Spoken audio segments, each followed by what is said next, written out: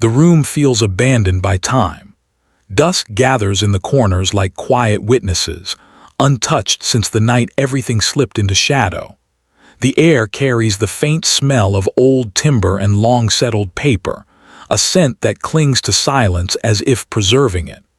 A single beam of late afternoon light pushes through the cracked window, falling across the floorboards where her outline once rested. It is not the outline itself that lingers, those chalk lines faded decades ago, but the memory of a shape, the presence of something interrupted too soon. Every object here sits still, breathing the slow rhythm of a place that has waited far longer than anyone expected, as if the walls themselves are holding their breath for a truth that refused to surface. He steps inside quietly, almost reverently, like someone returning to a place that never forgave him. Investigator Rowan Hale pauses near the threshold, letting the silence settle. The last time he stood here, he was barely in his 20s, a junior deputy following instructions, not questioning gaps, not understanding how a single misread moment can ripple through the years. Rowan doesn't speak. He wouldn't know what to say to a room like this. The case file under his arm is soft now, worn by decades of handling and hesitation. The name on the front is written in fading blue ink, Mira Loxley, age 27, a pianist from Lexington, known by friends for her quiet talent and a tendency to keep to herself. The small details have become echoes, but Rowan still remembers the early reports. The single lamp left on, the overturned chair, the shattered glass near the table, and the stillness of Mira lying face down on the wood floor of this remote summer cabin.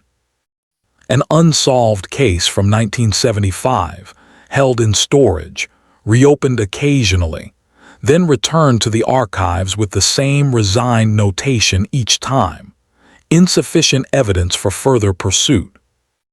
He moves farther in, adjusting to the dimness. The cabin has not changed much, a few boards warped by moisture, a window frame slightly crooked from winters pressing in. Even so, the essence of that night hangs in the air, unchanged. Objects sit exactly where he remembers them from the crime scene photographs.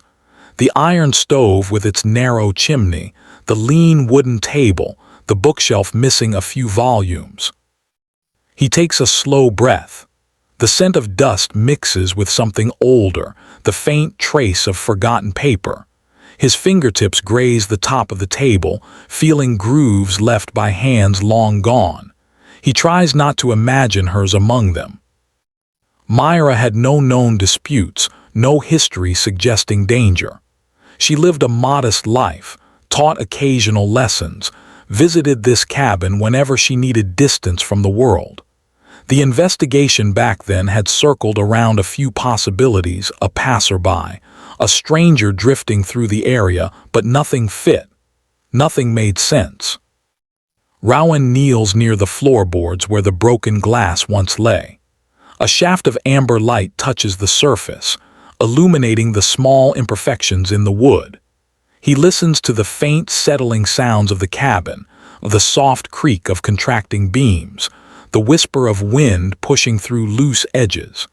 Every sound feels like memory disguised in present time. He sets the case file on the table and opens it carefully. Photographs slide forward, worn at the corners. His gaze rests on the earliest one, Mira's profile, serene even in stillness. A life interrupted by something that left no clear trace. No footprints, no fingerprints of clear value, no motive anyone could name. Rowan's throat tightens, not with emotion, but with the weight of unfinished work. A faint whisper escapes him, almost involuntary. "I should have seen more." But the room gives no answer.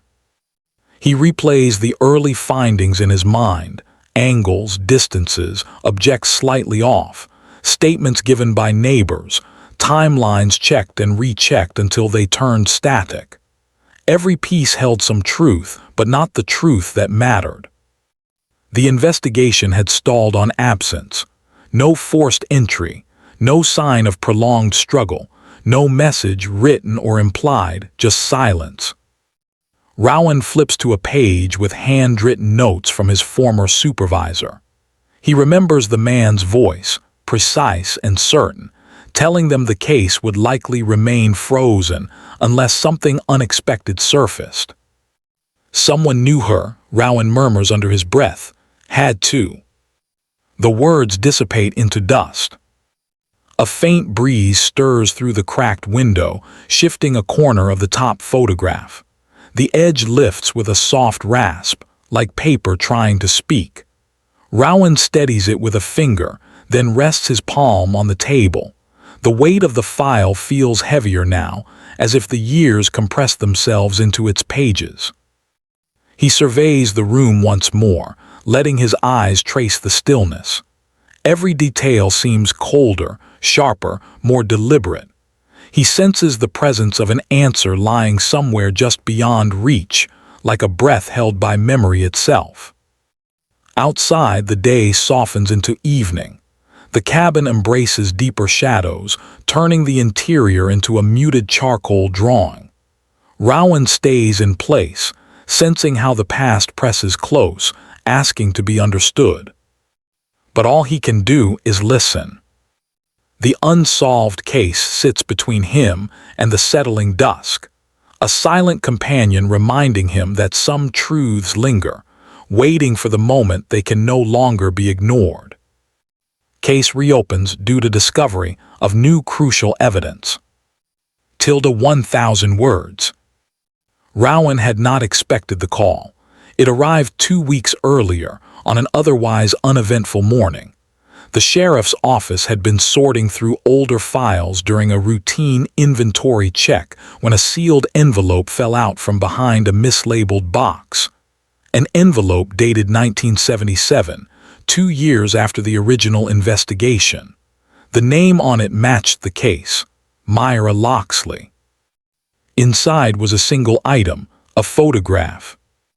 Not from the crime scene, not from Myra's personal life. Something else, a quiet view of the same cabin, taken from the tree line as if the photographer stood half-concealed, watching the place from a distance. The image was faintly overexposed at the edges, but the date on the back was clear. June 12, 1975. 4:18 p.m. Hours before Myra was found. No accompanying explanation, no signature, no context. The envelope had remained sealed for nearly 5 decades. Rowan was asked to look at it simply because he had worked the case once long ago. When he saw the photograph, a subtle shock moved through him, not dramatic but deep, like a slow pulse. A new angle, a new viewpoint, something no one had considered. The cabin stood still in the image, bathed in late afternoon light. The shot seemed unremarkable at first, but Rowan's eye drifted to the lower corner, where the faint silhouette of a figure appeared near the porch. Just a partial shoulder and hint of posture, not enough for identification, but enough to suggest presence. Someone else had been there that day. He remembers how the room around him seemed to fall quiet. The hum of fluorescent lights faded. The chair creaked softly beneath him. For a moment, he tasted dust in the air, the same faint presence he now revisits inside the cabin. He took the envelope to his office, placed it in a clean evidence sleeve, and stared at it under a desk lamp. Light traced the grain of the photograph, highlighting every small imperfection. The faint figure became the center of his focus, a detail small enough to overlook, but large enough to reopen the entire case. A minimal conversation followed with the sheriff. "You think it means something?" "Yes." "You want it back?" A short pause. "I should look." No further questions. Rowan was given quiet permission to re-enter the case. He approached the renewed investigation carefully, almost cautiously, as if avoiding sudden movements that might disturb something fragile. Cases like this do not reopen loudly. They return in soft steps, like memory re-emerging. The cabin, untouched for years, became the starting place once again.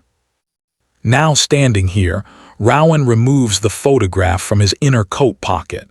He holds it up toward the dim light. Shadows glide across its surface, revealing nothing new but confirming presence.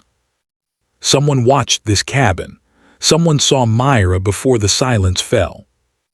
And someone sent this photograph anonymously, 2 years later. The timing itself is a clue. He places the photograph gently on the table beside the old file. The objects look strangely aligned, as if completing a shape that was missing. His thoughts shift to the envelope. Who sealed it? Who hid it among unrelated files? Who might have intended for it to surface much sooner or much later? Rowan notices something he missed earlier, a faint indentation on the envelope's flap. Not writing, but pressure, as if someone had pressed a thumb there longer than necessary before sealing it. A hesitation captured in paper. He runs his finger lightly over it, feeling the slight dip. A breeze moves through the cabin again, brushing the edge of the photograph. Rowan watches the paper lift and settle. A crucial detail has re-entered the narrative, and with it, the weight of possibility. Investigator examines past reports to identify overlooked details. 1,000 words.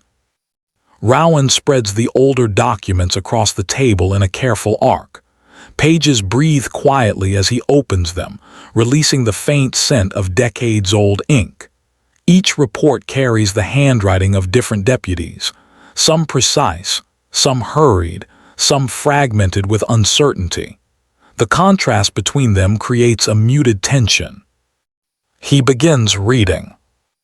Timeline statements, objects found, weather conditions, travel routes, names of neighbors, all familiar, but today they feel sharpened by the new photograph, as if the details realign themselves under its influence. Rowan pauses at a note describing the state of the door, unlocked, no visible damage. He remembers the early theory. Myra often left the cabin open during the day, trusting solitude more than locks. But the absence of forced entry holds new weight now. Someone she allowed inside. Or someone she didn't see. He turns to the next page, a list of visitors who had stayed in the area during that week. Most were tourists or locals passing through. One name catches his eye, Elias Rowan, a craftsman who rented a small shed nearby. Interviewed once, then dismissed due to lack of supporting evidence. He had claimed to be miles away during the afternoon hours. Rowan shifts the paper aside. Another report mentions a missing notebook, presumed personal but never recovered. It had been described by one of Myra's friends during questioning, a small, worn journal she carried often, filled with sketches of melodies and quiet thoughts. If it existed, it was never logged. He pulls a separate page toward him, itemized belongings recovered from the cabin. The list feels incomplete. Books, clothing, a travel bag, a few scattered sheets of music. But something else stands out, the description of the glass near the table. Fragments consistent with a drinking glass. No prints, no liquid residue identified. Rowan stares at the line for a moment. If Myra had been alone, the glass would have held something. If she had company, there might have been two. He leans back slightly, allowing the slow hum of thought to settle. The photograph shifts the weight of these small points. It creates a new orbit around which older details begin to move. He examines the transcripts next. Brief, quiet dialogues captured by officers, neighbors describing her as gentle, private, a store clerk recalling her purchase of candles and tea, a local hiker saying he saw smoke rising from the cabin's chimney that afternoon. Rowan lifts the page with careful fingers. The handwriting dips mid-sentence, as if the deputy was interrupted. He reads the final line aloud in a whisper. Unidentified visitor seen near the path. The note ends abruptly, offering nothing more. He closes his eyes briefly, recalling how many entries in the early files felt incomplete, not through negligence, but through the pace of that era's investigations. Resources were limited. Processes were slower. Assumptions filled gaps. Rowan returns to the photograph. The faint silhouette in the corner, the posture, the distance, the decision to remain partly hidden. He places it beside the timeline again, aligning the hours. 4:18 p.m. Mira was estimated to have been alive until at least 6 p.m. 2 hours. 2 hours for something to unfold. His gaze drifts to another document, the weather report. Light breeze, stable temperature, clear visibility, a quiet day. That alone narrows possibilities. Sounds would travel easily. Footsteps on the wooden porch would be distinct. Rowan imagines the quiet afternoon. Mira inside, the faint sound of piano practice or page turning, the soft knock of wind against the cabin walls. Outside, someone standing beneath a tree, half concealed, watching. He exhales slowly. One more detail catches his attention, a brief mention in a later report about a distant relative who visited Mira occasionally. A cousin from another county. No recorded interview. No follow-up. Rowan frowns. That gap is unusual. He marks the page with a folded corner. The sound of shifting floorboards beneath him breaks the stillness. The cabin adjusts to the cooling air, emitting a soft wood-on-wood murmur. He looks up, senses sharpening. For a moment, he feels the same quiet pressure he felt as a young deputy. That unspoken sense that the truth was very near but trapped behind something. This time, he intends to find what was missed. He gathers the papers again, organizing them by relevance, aligning timelines, connecting objects to statements. The method feels almost ritualistic. Slow, deliberate, analytical. The photograph lies at the center. A single image that fractures decades of silence. And beneath that fracture, Rowan feels something shifting, not emotion exactly, but a weight of clarity finally forming shape. The next days move in measured steps. Rowan sits at his desk in the sheriff's office, blinds half drawn, letting thin lines of daylight cut across stacks of documents. The new photograph lies centered among them, a quiet nucleus around which the old evidence now orbits. He begins listing every individual ever connected to Mira Loxley, directly or indirectly, building a map of possibilities that once seemed too faint to consider. He starts with the familiar names. 1 Elias Rowan, the craftsman. Interviewed once in 1975, noted for calm demeanor and consistent answers. Claimed he had been repairing furniture in a barn 5 miles away during the afternoon hours. No one confirmed seeing him there until evening. He was described in older notes as soft-spoken, observant, often keeps distance, though nothing about him suggested clear intent. Rowan stares at the entry, feeling a subtle tug, not suspicion, not yet, but incompleteness. Elias lived alone. No one accounted for his movements precisely. The barn he worked in remains standing today, its owner long deceased. A place without verifying witnesses.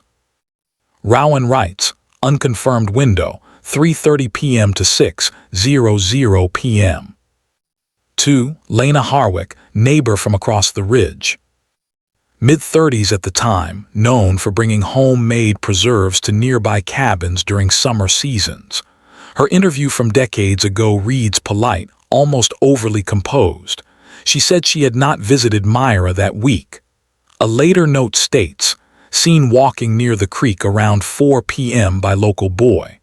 Rowan underlines the time. That boy, now an adult, may remember something. But Lena passed away 8 years earlier, leaving only her early statements behind, careful words arranged neatly, offering neither warmth nor tension. Across the page, Rowan writes, "In vicinity during relevant hours." 3. Myra's distant cousin, Jonah Ferris. Mentioned once, then forgotten. Rowan finds no follow-up reports. The man's name appears briefly in a letter from one of Myra's friends, describing him as protective, sometimes too much so. No record of questioning, no verification of his whereabouts. Rowan tries to trace him through archive directories. Jonah's trail seems to vanish in the late 1970s. A fragment, a gap, a possibility. He adds to the list, unverified presence, unknown connection strength. 4. A student, Claire Whitson. Barely 20 at the time, she took piano lessons from Myra for a few months. Their last session was a week before the incident. Claire's statement describes Myra as quiet, gentle, focused. Nothing unusual, but Rowan notes a line in her interview. She seemed distracted that last day, kept looking at the window. Whether it was concern or simple habit is unclear. Claire moved out of Kentucky soon after. The address in the file is decades old. Rowan hesitates, unsure whether she represents relevance or simply the echo of a coincidence. Still, he writes, noteworthy expression, distracted. He pauses, leaning back, letting the hum of the overhead lights fill the room. The murmur of the building echoes faintly through the walls, quiet steps, doors closing, distant conversation. Compared to the cabin's stillness, this space feels active, even noisy. Rowan returns to the list. 5. Unknown observer, figure in the newly discovered photograph. No name, no details, just posture, distance, and timing. He circles this entry with a slow stroke of his pen. The suspects form a constellation of incomplete narratives. None fit perfectly. All hold potential.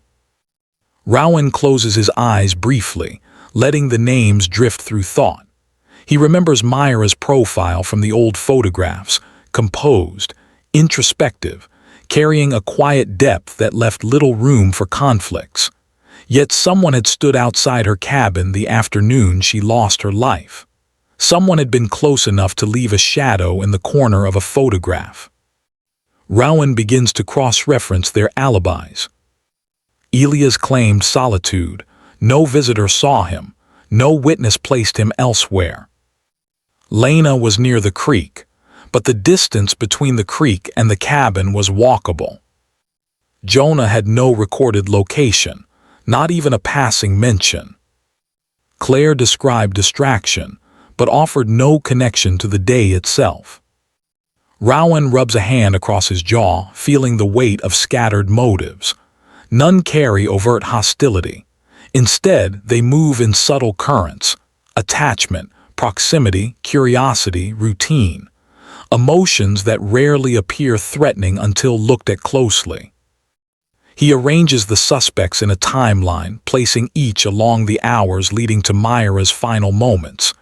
Elias near his barn, Lena near the creek, Jonah somewhere unknown, Claire in another town, the figure in the photograph near the porch. A pattern begins to form, faint, almost unwilling. Rowan exhales slowly. The suspects feel less like individuals and more like pieces surrounding a quiet center. Myra stands among them, a silent point where their paths briefly converge. He senses something else too, a detail he has not yet articulated. A tension growing beneath the surface of the evidence, waiting to reveal its shape. But for now, Rowan continues looking at each name, each story, each alibi, letting them breathe against the weight of time. Clues emerge slowly, linking inconsistencies to emotional conflicts. 1,000 words. The next morning arrives in muted light, turning the office windows a pale, washed-out gray. Rowan sits at the long evidence table again, this time with the photograph placed slightly off-center, as if inviting connection rather than simply observation. He begins with the creek. Lena Harwick's location had long been accepted as irrelevant, but Rowan studies the old topographic map pinned to the wall. The creek runs behind the ridge, winding close to the cabin before bending away. A person walking from the creek could approach the cabin unseen, especially in dense summer foliage. He marks the path with a pencil. Then he pulls her old interview transcript closer. Lena's tone had been polite, steady, but one line draws his eye. "I thought I heard something around late afternoon. Could have been an animal." Rowan underlines it. One detail, small, vague, yet the photograph suggests otherwise, another presence near the cabin that day. He flips to Elias Rowan's interview. Elias had described his work in the barn, mentioning tools, sawdust, an unfinished chair. His alibi feels structured, almost practiced. But Rowan reads the words again, noticing what Elias didn't say. He never mentioned anyone seeing him there, never mentioned taking breaks, never mentioned hearing or not hearing anything during those hours. Silence can hold as much evidence as words. Rowan writes, "Lacks sensory detail, unusual for a craftsman." He moves to the missing notebook. If someone took it, they might have taken something written inside. Myra's thoughts, worries, daily observations. Small entries carrying emotional undercurrents. People often underestimate the weight of personal writing, how it reveals connections, anxieties, hopes. Rowan returns to Claire Whitson's interview. She kept looking at the window. What was she looking for? Expectation, concern, recognition. He replays the moment in his mind, Myra pausing mid-lesson, glancing toward a window, listening for something, or someone. Rowan picks up a separate note. Myra mentioned expecting a visitor that weekend. It was scribbled by a deputy, barely legible, dismissed as speculation. He circles the line heavily. Which visitor? And did the visitor arrive sooner than expected? Pieces begin to stir. He examines the old photograph again. The silhouette's posture leans slightly forward, as if the figure is deciding whether to approach or remain hidden. The ambiguity feels emotional, not strategic. A quiet conflict. Rowan connects the notebook, the distracted glances, the visitor expectation, and the hidden figure. Myra knew someone was planning to see her. She may not have told others who. She may have been waiting. But the visitor, whoever they were, hesitated, choosing the shadows rather than the porch. He places the photograph beside the list of suspects. Jonah Ferris, the cousin. Elias Rowan, the craftsman. Lena Harwick, the neighbor. Claire Whitson, the student. One of them carried a conflict that didn't surface in the interviews. Not a heated anger, but something quieter, a strain, an emotion that did not align with Myra's calm life. Rowan stands, packing slowly across the room. The floor creaks softly beneath his weight. He steps to the map again, tracing distances with his fingertip. From the barn to the cabin, a long but manageable walk. From the creek to the porch, nearly direct. From another county, a planned visit not casual. From town, improbable but possible. He returns to the table and studies the glass fragments noted in the evidence report. The missing residue, the possibility of 2 glasses. Someone shared a moment with Myra before things fell silent. Someone who knew her enough to sit close. He imagines Myra pouring water or tea for a guest. 2 glasses on the table, one later shattered, the other removed. Deliberate or instinctive, it changes everything. Rowan's mind shifts to emotional conflicts. Protectiveness, attachment, misunderstanding, regret. Motives rarely emerge as sharp intentions. They form in small fractures, slow tensions building quietly. He sorts through the suspect list again, watching how each fits into the emerging shape. Elias solitary, observant nearby. Lena helpful, watchful, present. Jonah protective, unaccounted for, distant but connected. Claire young, perceptive, moved away quickly. Rowan taps a finger on the table, listening to the faint rhythmic sound. Something about Jonah stands out, not the man himself, but the absence of him in the early investigation. A relative unexamined, a family link overlooked. Why? He searches the archive database, entering the name Jonah Ferris. A few records appear, property transfers, a marriage license, then a sudden gap. No residences listed, no employment records, no follow-up. A disappearance of documentation. Rowan leans back, eyes narrowing slightly. Someone with protectiveness might visit unexpectedly, might hesitate on the porch, might regret a confrontation, might send a photograph anonymously 2 years later, unable to bury a truth. He returns to the envelope indentation. A thumbprint's pressure, a moment of hesitation before sealing. Emotional conflict. Rowan's notes begin to converge. Every inconsistency points toward a connection that once held warmth or concern, then fractured quietly. The clues are not loud. They are almost shy, emerging like slow-moving currents beneath layered silt, but the shape is forming. Rowan senses the truth approaching.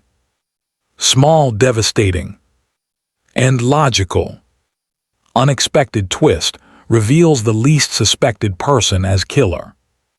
Tilde 500 words. Remainder of tilde 1,500 for this message. The shift happens late in the evening, when the office has emptied, and the quiet feels almost identical to the cabin's silence.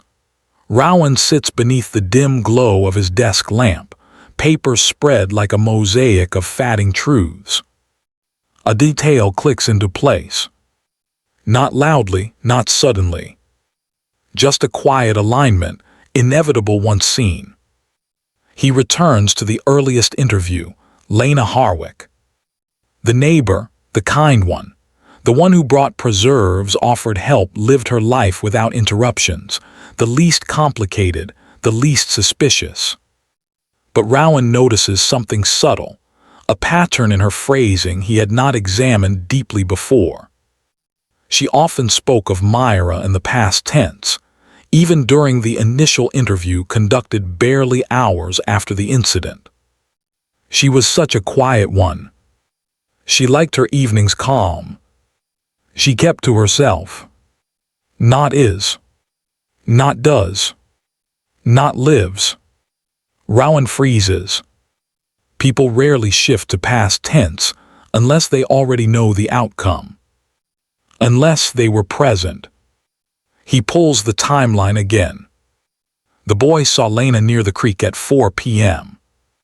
The photograph was taken at 4:18 p.m. The silhouette's posture, leaning forward hesitant, matches a shorter figure wearing a shawl, as Lena often did during that season. Rowan aligns the photograph to the map, tracing the angle from the tree line. A person standing where Lena was seen could reach that exact point in minutes. He examines Lena's interview once more. A soft tone, gentle cadence, but a contradiction emerges. I didn't go near the cabin that week. Yet she claimed to hear something. And the boy saw her near the creek, a path leading directly to Myra's porch. Rowan breathes out slowly. The least suspected person. The neighbor who meant no harm. The woman who cared too much. The person who noticed Myra's solitude, mistook kindness for invitation, and perhaps sought conversation that escalated into unintended consequence. A stumble, a startled movement, a shattered glass. Not malice. Not intent. A quiet tragedy born from proximity and misread emotion. And 2 years later, guilt too heavy to silence. A photograph sent anonymously. A thumb pressed to an envelope, hesitant, trembling. A truth waiting to be found. Rowan places the photograph gently on the table, the silhouette now unmistakable in context. Lena Harwick. The least suspected. The quiet neighbor whose emotional conflict remained invisible until now. Rowan closes the file slowly, feeling the weight of logic settling into place, cold and precise. The twist is not grand, not dramatic, just human and devastating. The next morning arrives in a soft, diluted gray, the kind of light that blurs edges and makes the world feel briefly undefined. Rowan drives the long route toward the ridge, past the bare winter trees and the winding creek that once carried echoes no one had learned to interpret correctly. The air tastes faintly metallic, as if holding the residue of old storms. He keeps the window cracked despite the cold. He needs the breath of open air to steady the quiet weight gathering inside him. Lena Harwick's small house appears between two sloping hills, exactly where it stood 50 years earlier. The structure has aged softly, the wood darkened, the porch steps slightly bowed, the roof coated with thin moss that glows faint green in the morning light. It looks like a place built for silence, for routine, for lives lived without disturbance. A fitting backdrop for a truth that hid in plain sight. Rowan parks several feet away and steps out slowly. Frosted grass crunches beneath his boots. The stillness vibrates with a kind of unspoken recognition, as if the land itself remembers the steps of those who walked here before. He walks the narrow path to the porch, feeling the boards shift under his weight. The cabin photograph in his pocket feels heavier now, no longer a mystery, but an anchor. He knocks. Silence. He waits. Another knock, softer. A moment later, the door opens with a quiet rasp. A woman stands there, not Lena, but her daughter, a woman in her early 60s with soft lines around her eyes and a faint resemblance that confirms her identity. She looks at Rowan with practiced caution, as though years of living near the ridge have taught her that unexpected visitors rarely carry simple intentions. "Morning," Rowan says quietly. A short nod. "You're from the sheriff's office." "Retired," he replies, "but carrying something that belongs to a case your mother once spoke of." She hesitates, a small shift in posture, not resistance, more like old curiosity resurfacing. "She mentioned that case," the woman says softly, "only once or twice." Rowan studies her expression, careful not to project accusation or expectation. She seems calm, but her eyes flicker with uneasy calculation. He takes a slow breath. "Can we talk?" he asks. She steps aside. "You can come in." Inside, the house feels warm in a muted way, not cozy but preserved. The scent of cedar hangs in the air. A teapot sits on the stove, still steaming gently. Rowan notices a shawl draped across a rocking chair, the same kind Myra had been known to describe in friendly passing comments to neighbors. He sits when invited. The daughter sits across from him, folding her hands neatly in her lap. Her gaze remains steady. "You're here because of her," she says. "My intention is clarity," Rowan replies, "not blame." The woman breathes out slowly. "Then you should say what you came to say." Rowan reaches into his coat and places the photograph on the table between them. The faint silhouette, the cabin in soft afternoon light, the timestamp, a distant figure leaning toward the porch. The woman's expression changes, not sharply, not with alarm, but with a gradual softening, like someone recognizing an old, painful truth finally returning home. "She kept that photograph," the woman whispers. Rowan looks up. "My mother," she clarifies. "She never explained where it came from, just said it was something she needed to keep, something she couldn't throw away." The room grows still. Rowan waits. The woman continues, voice almost a murmur. "I knew it troubled her. Whatever happened at that cabin. She'd sit by the stove at night, turning that photograph over in her hands, pressing her thumb against the back like she was trying to hold something steady." Rowan listens carefully. The detail is more than familiar. It aligns precisely with the indentation on the envelope. "She didn't talk about Myra," the woman says, "but she visited her grave every spring. Quietly, not for long." A tiny shift, a truth approaching. Rowan speaks softly. "Did she ever mention being near the cabin that day?" Another breath, another silence. Finally, the woman nods. "Only once when she was older, said she'd gone to check on her, said she heard something, said she wished she'd knocked on the door instead of waiting outside." She swallows. "That's all she said." Rowan lowers his eyes to the photograph. The silhouette matches the description. The shawl, the posture, the hesitation. A neighbor who cared too much, who misread the moment, who tried to speak and instead created a fracture. "I don't know what happened," the woman whispers, "but she carried it. For years. Even when her memory started slipping, she held onto that photograph like it anchored something she couldn't let drift away." Rowan closes the folder gently. "I believe it was an accident," he says. "A quiet moment turned wrong. A glass shattered, a fall, panic, silence." Her eyes soften, not with relief, not with grief, with the strange neutrality that accompanies truths too old to ignite new emotions. "I wondered," she says, "all these years what she never said." The house feels heavy with understanding. Rowan stands slowly. "I appreciate your honesty," he says. "I won't pursue anything further. The purpose was truth, not consequence." She nods. "Thank you for telling me. She would have wanted someone to understand." Rowan steps outside. The door closes softly behind him. He walks back toward his car, but instead of leaving, he veers toward the ridge path. The same path Lena once walked on a quiet afternoon in 1975. The creek murmurs faintly nearby, carrying a low, uneven rhythm across the stones. Winter branches twist above him like pale fingers. He reaches the old lookout near the tree line, where the photograph had been taken. The narrow opening between the trunks frames the cabin almost identically to the captured image.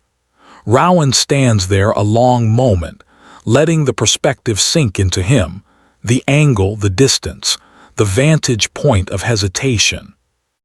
He imagines Lena standing here, fingers curled into her shawl, debating whether to walk forward or turn back. A neighbor wanting conversation, connection, maybe closure of her own, maybe concern for Myra's solitude, maybe fear that a simple visit might be unwelcome. He imagines the sound of a glass breaking, the startled movement, the sudden fall, a moment that could unravel a lifetime. Truth doesn't always look like intent. Sometimes it looks like timing. Sometimes it looks like misunderstanding. Sometimes it looks like silence, the kind a person carries inside them until it shapes the rest of their life. Rowan inhales the sharp winter air. He thinks of Myra, the quiet pianist with a modest life, a cabin she visited for calm, a day that unfolded with too much softness to seem dangerous. He thinks of Lena, a neighbor whose kindness blurred into guilt, who preserved a photograph because she couldn't let the truth disappear even while hiding it. And he thinks of himself, a young deputy who once walked into a cabin without seeing its full story. A case like this doesn't end with satisfaction. It ends with an understanding shaped more by empathy than by evidence. Rowan knows what the report will say. Reasonable conclusion reached. No further action taken. Words that feel procedural, thin, almost antiseptic compared to the human reality beneath them. He watches the cabin in the distance, still and weathered, as though waiting for a visitor who will never return. Justice feels mechanical. It follows structure, logic, lines on a document. But truth, real truth, moves differently. It doesn't obey process. It doesn't unfold cleanly. It shifts under light, hides in hesitation, appears in the smallest details and the faintest silhouettes. Rowan steps away from the tree line, exhaling slowly. Some answers arrive too late to repair anything. Some wounds never had villains. Some stories never needed punishment, only understanding. As he reaches his car, he looks back one last time at the cabin, the creek, the path, the distant porch where Mira once sat and where Lena once hesitated. The landscape feels unchanged, yet he knows it carries an imprint of everything that transpired, a truth that remained invisible for decades because it was quiet, human, and imperfect. Rowan opens the car door, slips inside, and rests his hands on the steering wheel. The case at last is closed. But something in him remains open, a space shaped by quiet lives, hidden moments, and the realization that truth rarely announces itself with certainty. It waits softly in places where no one thinks to look. And sometimes, when enough years have passed, it steps forward, faint as a silhouette in the corner of an old photograph.